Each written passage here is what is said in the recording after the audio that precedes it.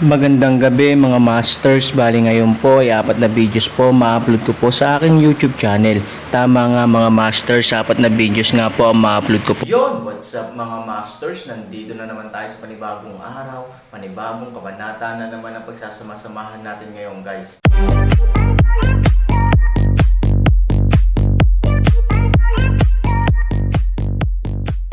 Bali mga masters, kung bago ka pa lang po sa aking YouTube channel, please click the subscribe button, lalong-lalo na po yung notification bell guys, para maging connected pa rin tayo sa isa't isa at maging updated kayo sa mga susunod ko pang video. Bali mga masters, bago natin umpisahan ng kwento ay mag-shoutout po muna tayo para sa mga solid nating tagapakinig. Shoutout kay EM Tolentino, shoutout kay March TV Vlog. Yun na nga mga masters, no? Bali hindi na ito patagalin. In 3, 2, 1, let's go! Mga master, magbabalik tayo sa pag-upload ng 4 na videos everyday simula ngayon araw. Salamat sa solid na pagsuporta mga master. Ang 3,000 ng Han sa Sito ay natigil sa mahabang panahon, ang biglaang pagbabago ni Ivory, bumalik sa kanyang pamilyar na anyo, hinayaan si Han ng 3,000 puso dahil sa kagalakan at kawalan. Akala niya ay nagbago na ang lahat, ngunit sa pagtingin sa pamilyar na ngiti ni Ivory, tila ang lahat ay katulad ng dati. Anong ginagawa mo? Hindi mo lang ako titignan na nagugutom. Pumunta si Ivory sa Aaron at hinayla ang braso ni Aaron para kumilos ng may kalokohan. Aaron na ito lamang bumalik sa isip, mabilis na sabihin, maghintay ka, gagawin ko para sa iyo kaagad. Dahil doon, si Aaron ay nagtungo sa kusina, habang si Ivory, na nakaupo sa sala, ay nabawi ang kanyang marangal na ekspresyon. Ito ay pagkatapos lamang lumitaw ang Aaron na muli siyang nagsimulang ngumiti.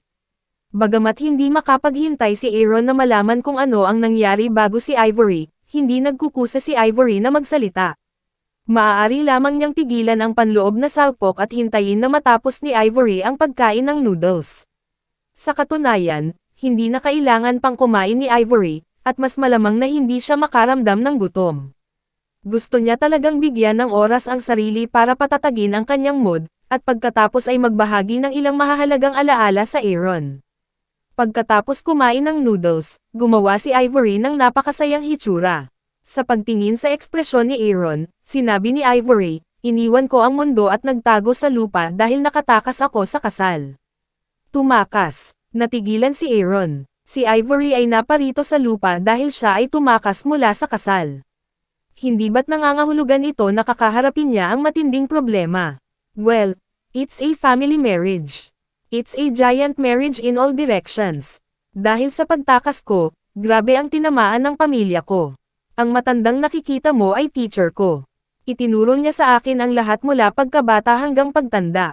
Ang dahilan kung bakit siya ang sabi na kailangan ako ng pamilya ko ay gusto niyang bumalik ako para tapusin ang kasal. Sabi ni Ivory. Kumpletuhin ang kasal. Ito ang halos nangungunang balita para sa Aaron, dahil asawa niya si Ivory. Paano siya magpapakasal sa ibang lalaki? Ngunit hindi ito maisip ng Aaron. Narinig niyang matagal nang binanggit ni Lin na ang pamilyang Fu ay isa sa 3 makapangyarihang pamilya sa mundo. Paano siya seryosong tinamaan ng ibang pamilya? Fu family din ang pinakamataas na pamilya sa mundo. Paano ito madaling atakihin? Ang Aaron ay nagdududa sa isang paraan. Alam mo ba ang pinakamataas na antas ng mundo sa lahat ng direksyon? Tanong ni Ivory. Si Aaron ay tumango, ang bagay na ito ay pinag-usapan ni Linlong, kaya't si Han 3,000 ay naaalala din. Tunay na Diyos, mayroong isa sa mga Fu, na lubos na malakas at kayang gawin ang mundo. Sabi ni Aaron. Oo, ngunit alam mo ba na ang mga tunay na Diyos ay may katapusan ng buhay, at mayroon lamang 3 tunay na Diyos sa lahat ng direksyon, sabi ni Ivory. Bakit? Nagtatakang tanong ni Han na may 3 tunay na Diyos lang ang magkasabay, ibig sabihin, hanggat hindi namamatay ang 3 tunay na Diyos, hindi makakarating ang ibang tao sa ganoong kalagayan, na medyo kakaiba. Ayon sa sinaunang alamat ng 8 direksyong mundo, ang 3 tunay na Diyos ay pinipigilan ang isa't isa upang panatilihin ang 8 direksyon ng mundo mula sa kaguluhan. Sabi ni Ivory, may mga alamat sa mundo. Ito ay nagpapaalala sa Aaron ng isang bagay sa unang pagkakataon. Saan nagmula ang alamat? Mahirap sabihin na mayroon pa ring mas maraming espasyo sa mundo ng lahat ng direksyon. Naiintindihan ko ang prinsipyo ng tripartite balance, ngunit paano natin mapipigilan ang iba na maabot ang kaharian ng tunay na Diyos? Ang Aaron ay isang kahanga-hangang tao.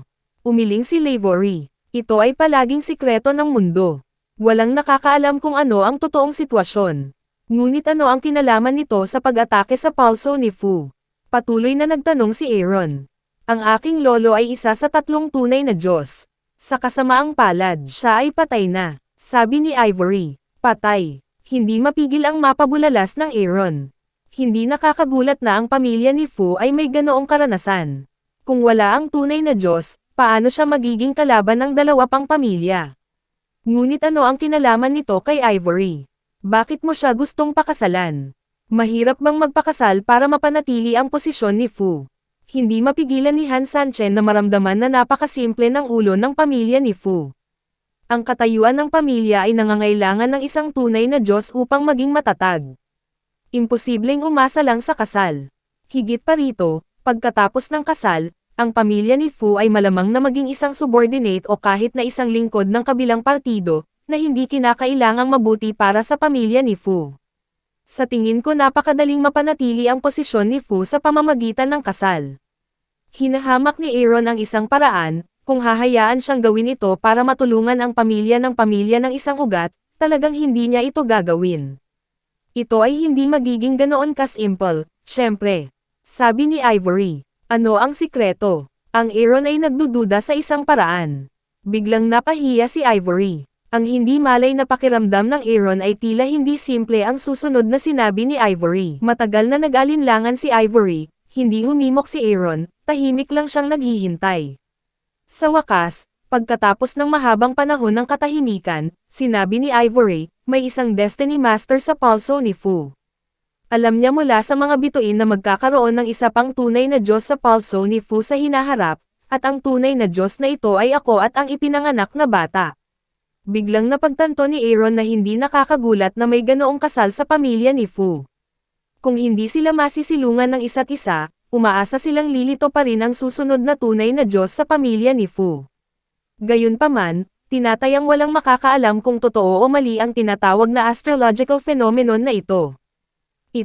Totoo kaya ito? Tanong ni Aaron. Umiling si Ivory at sinabing, hindi ko alam kung totoo o hindi, ngunit talagang imposible para sa akin na pakasalan ang isang taong walang nararamdaman. Alam ni Han Sanchen kung gaano kalakas ang ugali ni Ivory. Kung hindi siya aalis sa mundo at pupunta sa lupa upang magtago. Ito ay ganap na nagpapakita kung gaano siya determinado. Oo, Aaron biglang naisip ng isang bagay, natigilan sinabi, mayroon ka na ngayong mga anak, ito ay magkakaroon ng kalahati ng pagkakataon, talagang ang Diyos ay mababa sa anak. Sa opinyon ni Han Sanchen, bagaman hindi siya ang nangungunang aktor sa astrolohiya, at least si Ivory ang pangunahing tauhan na dapat magkaroon ng kalahati ng pagkakataon na maging isang tunay na Diyos si Ivory at sinabing, imposible, dahil ang tunay na Diyos ay hindi isang babae. Ang mga babae ay mga Diyos. Hindi naunawaan ni Aaron na ang pagkakaiba ng lalaki at babae ay isyo lamang ng kasarian, ngunit ang kasarian ay hindi kumakatawan sa kakayahan. Ang tunay na Diyos ng mundo ay palaging lalaki. Sabi ni Ivory. Si Wan Yi Baniner an exception. Sabi ni Aaron. Mapait na ngumiti si Ivory at umiling. Naiintindihan niya kung bakit ganoon ang iniisip ni Han Sanchen, ngunit ito ay ganap na imposible. Bukod dito, ang pagkakaroon ng Han Nayan ay hindi isang bagay na maaaring aminin ng pamilyang Fu at tanggapin na lang si Han Nayan na maging Diyos, kahit mahirap para sa kanya na mabuhay sa mundo. Masasabi ko sa iyo ng sigurado na kung ipaalam mo sa mga tao ng pamilyang Fu ang pagkakaroon ng Han Nayan, papatayin nila ang Nianer sa unang pagkakataon. Sabi ni Ivory. Kinagat ni Aaron ang kanyang mga ngipin, ngunit ang palso ni Fu ay hindi nangangahulugan na aminin ang pagkakaroon ng Han Nayan. Maiintindihan niya ito, ngunit kung ang palso ni Fu ay gustong patayin si Han Nayan, ito ay magiging isang malaking masamang balita para sa Aaron, dahil ang Aaron ay nag-isip na si Han Nayan ay nakuha ng palso ni Fu. Kung tama ang haka-haka na ito, maaaring napatay si Han Nayan. Huwag kang mag-alala, Nianer ay hindi mahuhuli ng palso ni Fu. Nahulaan ni Ivory kung ano ang ikinababahala ng Aaron at sinabi niya kay Aaron. Paano mo nalaman? Hindi naiintindihan ni Aaron ang daan, si Ivory at ang mundo ay walang kontak, paano niya malalaman ang sitwasyon ng mundo? Lagi akong tinatrato ng aking guro bilang kanyang sariling anak. Kung alam niya ang tungkol dito, talagang imposibleng itago ito sa akin. Ngunit wala siyang hiniling na iparating sa iyo, ibig sabihin ay hindi niya alam. Ito ay nagpapatunay na wala si Nayaner sa Fushi. Paliwanag ni Ivory. Sa opinyon ni Aaron, ang paliwanag na ito ay medyo hindi mapanghawakan. Pagkatapos ng lahat, wala siyang parehong antas ng tiwala kay Ivory. Gayunpaman, dahil sinabi ito ni Ivory, ang Aaron ay handang paniwalaan ito. Ngunit sino pa ang gagawa noon maliban sa palso ni Fu? Pagkatapos ng pagpunta sa mundo ng lahat ng direksyon, ikaw at ako ay mapaghiwalay lamang. Kung hindi, ang iyong buhay ay nasa panganib, ngunit hihintayin kita, hintayin kang dumating at kunin ang iyong asawa, hintayin mong mahanap si Nayaner, at pagkatapos ay dalhin mo ako. Sabi ni Ivory. Bagamat ang kasalukuyang lakas ni Aaron ay isa lamang nunal na langgam sa mundo, pagkatapos marinig Ivory, ang Aaron ay puno ng fighting spirit. Huwag kang mag-alala, walang makakapaghiwalay sa atin, kahit ang tunay na Diyos ng mundo ay hindi kwalipikado. Sabi ni Aaron. Bahagyang ngumiti si Ivory. Alam niya kung gaano kababa ang bagay na ito sa kanyang puso, dahil alam niya ang lakas ni Aaron, at talagang imposible para sa kanya na makipagkompetensya sa buong pamilya ng Fu. Ngunit dapat siyang magkaroon ng gayong ilusyon. Sa ganitong paraan lamang siya hindi mawalan ng pag-asa. Pumunta ka. Biglang hinawakan ni Ivory ang kamay ni Aaron at sinabi. Para saan? Si Han Sanchen ay nalilito at hindi maintindihan kung ano ang gagawin ni Ivory. Oo nga pala, bumalik ako sa kwarto ko para matulog. Ayaw mo bang matulog? Sabi ni Ivory. Ano ang Aaron? Si Ivory ang kaharian. Hindi na nila kailangan matulog. Ngunit iniharap ni Ivory ang gayong kahilingan, ang Aaron syempre ay paulit-ulit na tumatango, tulad ng pagdurog ng bawang. Bumalik sa silid, hindi pinatulog ni Ivory si Aaron sa sahig. Nang nakaupo na sila sa dulo ng kama, biglang inilagay ni Ivory ang kanyang mga kamay sa leeg ni Aaron at sinabi sa mahinang boses, katulad ka pa rin ba ng dati? Ikaw ba ay isang kahoy? Nilunok ni Aaron ang kanyang laway ng walang malay. Hindi siya kahoy, ngunit bilang paggalang kay Ivory, kaya hindi siya nanggugulo. Ngunit ngayon, binanggit ni Ivory na ang Aaron, bilang isang tao, ay hindi maaaring maging walang malasakit. Yun na nga mga masters, no? Bali panibagong kabanata na naman yung natapos natin ngayong gabi. Muli, maraming salamat po.